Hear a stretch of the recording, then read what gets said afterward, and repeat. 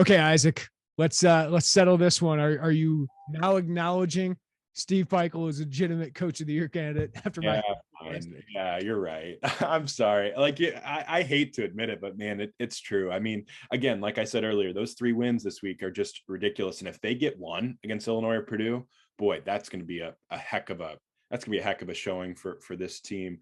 And I think long term, like I'm fine with him being at third. I think on my coach of the year rankings, I don't know if I can get him into that second or even really first. Okay, I have 5 guys that can legitimately be in the conversation. Okay. Okay, I do. Yeah. I think Brad Underwood and Matt Painter have to be in there. I know Painter's team was projected to be a co-Big Ten title winner in the media.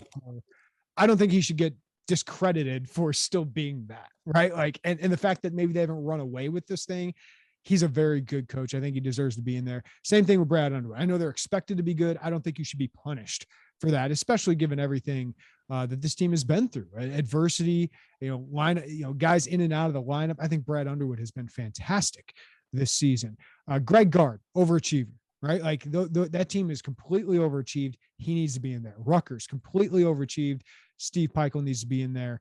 And if we're going to talk about Underwood, I think we need to talk about we need to talk about Chris Holtmann too.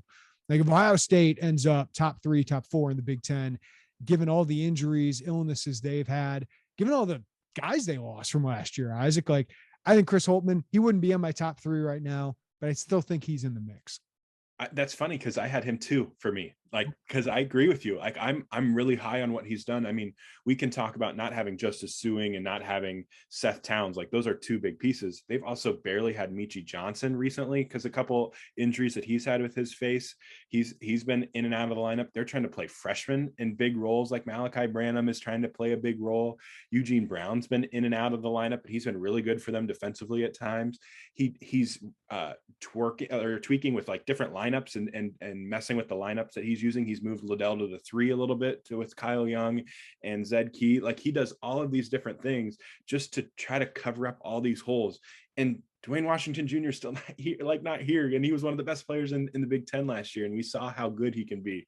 So I think he'd be second on my ballot right now. And that's not a disrespect to anybody else, but just the stuff that, and COVID, let's not forget about that. They've had multiple things with COVID where their best player gets COVID and is out, and they've missed multiple weeks of practice with that too. So like that, I don't know if that's a huge factor, but it is a factor. So he'd be 2 on my list. Cause if you talk about what Brad Underwood has missed, Chris Holtmann has missed almost just as much. So who's number 3 on your list? I had Gard as number 3. I had Gard 3 too. He's done an unbelievable job. If they win the Big Ten, I think he's getting it. I think if they win the Big Ten, Greg Gard will shoot up. I just don't think they will. I just don't know if what they've been doing this season is sustainable, right? We're all kind of sitting there going, wait, they're like 8th in efficiency in this conference, yet they're atop the standings or 2nd or 3rd. I think that's catching up to them a little bit, but they still have the schedule to figure out a way, and they still got that dude in Johnny Davis who could carry them. So I think if they win, it says a lot that what they went through last year, like we're all kind of like, is this it? Is this it for Greg Gard? It feels like he's had that in his entire career. Like following up in Bo Ryan, everyone's like, oh, he's going to fail. He can't do this. I mean, he's got a chance to win a 2nd Big Ten title in 3 years. So I think he's doing just fine, and he's doing everything Wisconsin's ever done outside of those Kaminsky years, right? So he's number 3 for me. I have Pikel too. Okay. I think what he is doing right now is unbelievable. Jacob Young was their 2nd best player last year. I mean, certainly their 2nd best scorer. Miles Johnson, their best guard. Yeah, Miles Johnson is one of the best defenders. You lose those 2 guys, yet you still have a program that is. I mean, they have been one of the top half programs, the last 2-3 years in the Big Ten.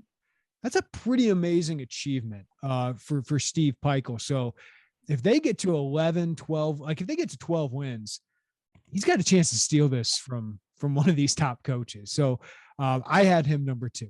So you have number 1. I have Underwood number 1. at the moment, just because of everything that's gone on. One other guy with Rutgers that we forgot, Montez Mathis, also transferred too, and he averaged 9 points, or he's averaging 9 points this year. Last year he averaged about 8 points, and a really good offensive player. But you're right, you and I are aligned on this one. Well, Underwood is number one, just because they're winning the Big Ten, they're in first place, and all of the injuries. Send tweet, just done right there. That's it. Like you can't go through and miss all of these time and still compete for a Big Ten title and not be number one on this list. Now, I'm fine with open to hearing other things, and we're going to have a good finish to the season. We'll see who ends up winning the Big Ten title, and that'll obviously impact it the most. But just the amount of strain that this team has gone through. I mean, even in the offseason, losing the assistant coaches, having guys in the transfer portal that you didn't expect, and to still find a way to keep it all together and potentially win a Big Ten title, that's awfully impressive. And if Chris Holtmann makes a run here with Ohio State, he'd probably be a number one because he's gone through just as much as Underwood. And I think that stuff has to matter. Like the in-game coaching is huge and your roster construction is huge, but the amount of trauma that these two guys have gone through this year is pretty insane. Yeah. If they win the Big Ten, he's got to win it. He's got to win it, especially if they win it outright. And I think the metrics say they're going to win it. I think they have a good chance of getting at least a share of it. And if they get a share of it, I think it's going to be with Purdue.